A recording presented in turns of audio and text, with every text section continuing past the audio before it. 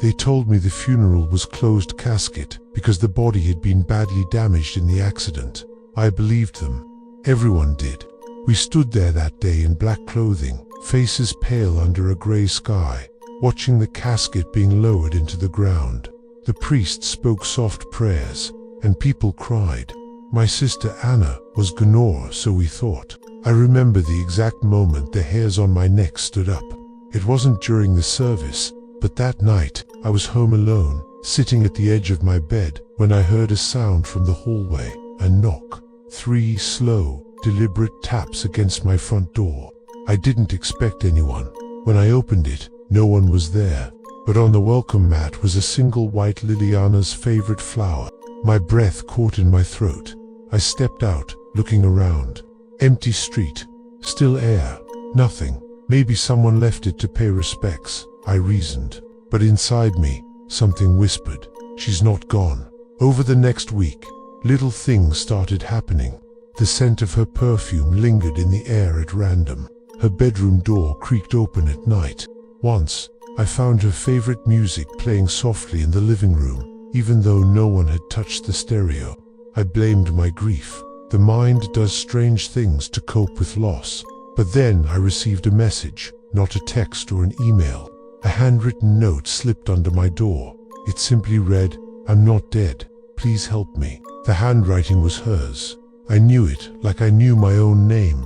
My hands trembled as I held the paper. This had to be a sick joke. I went to my parents. They said I was imagining things, that I needed rest, therapy, closure, but I couldn't sleep. I couldn't let it go, so I went to the cemetery. I stood by her grave, staring down at the earth. I whispered, "If you're still here, give me a sign."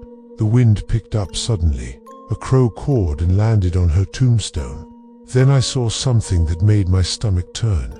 The dirt around her grave freshly disturbed, like it had been dug up and put back.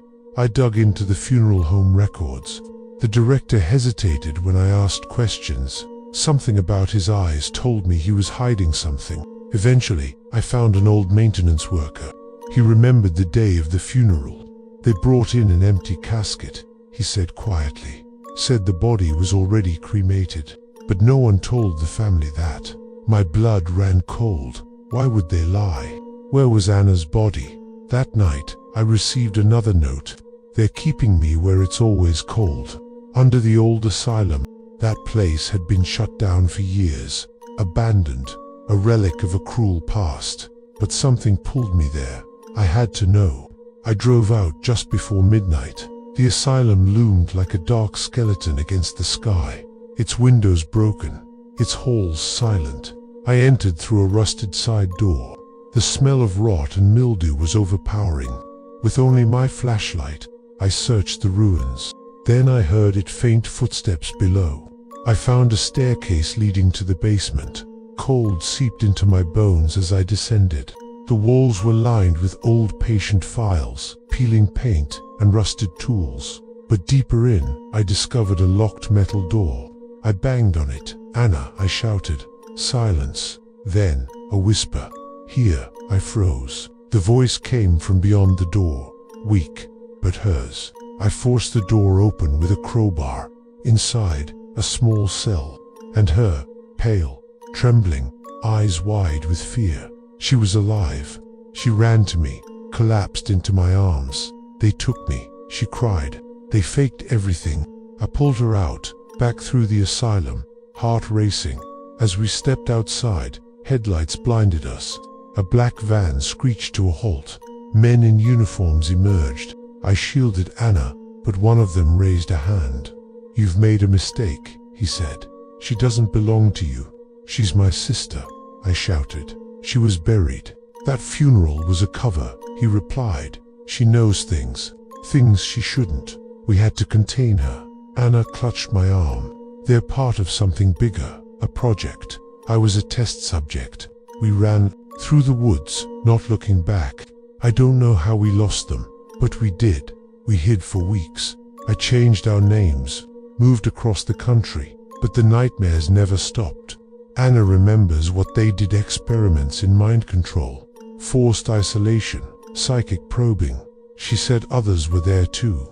Some didn't survive. Some changed.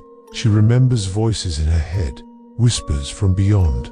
I see it in her eyes now. She's not the same. Something followed her out of that place. At night, she talks in her sleep in languages I've never heard. She draws symbols, circles, strange marks. One morning I found her standing by the window, eyes rolled back, murmuring, "It's not done yet." I asked her what she meant. She looked at me and said, "They're still watching, not the men, the others." I'm scared, not just for her, but for all of us. I tried to go public once. I posted an anonymous thread online. Within minutes, my internet shut down. My phone fried. A man in a grey suit appeared at my door the next day. He smiled, but never gave his name. "Let it go," he said, "for your own safety." That night, I found the crow again, perched on my window. It stared at me, didn't blink, and on my pillow another white lily. It's been a year now. Anna barely speaks. She spends hours locked in her room. Sometimes, I hear her whispering to the walls. I keep the doors locked. I watch the windows, but I know they're coming. Not the men in vans, the ones she talks to, the ones who faked the funeral. Because death was never the end. It was the beginning. The funeral was a lie, and the truth is much, much worse. Whatever they started down there, in the asylum, it's still happening. And my sister, she's the key. But keys can open doors, or they can unlock something that should have stayed buried. Until next time, stay safe.